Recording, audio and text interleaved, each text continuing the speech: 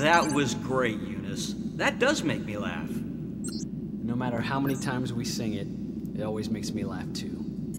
Cypher, it's your turn. You pick a song. Really? Mm-hmm. I would love to. How about a song that makes grumpy people smile? That's a great idea, Cypher.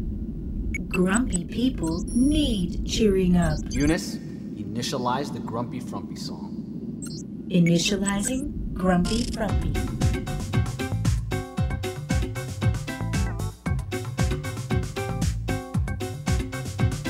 There once was a lad that lived on the hill. His name was Frumpy Stills. He never said please and he never said thanks. Even though he was small, he was a really big cranky, crying pal till he got his way. Why he acted like that, no one really could say. But one thing's for sure, and none will deny, he drove everyone crazy when he started to cry. Some said it must be his bed is lumpy for a boy that small to be so grumpy. All I know is his ride'll be bumpy if he stays that way, little grumpy frumpy. Little grumpy frumpy, oh why are you so grumpy?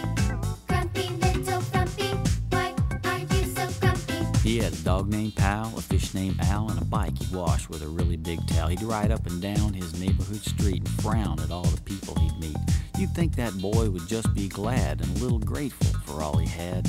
But little Frumpy, he didn't care if you said hello, he just frown and stare. Some said must be his bed is lumpy for a boy that small to be so grumpy.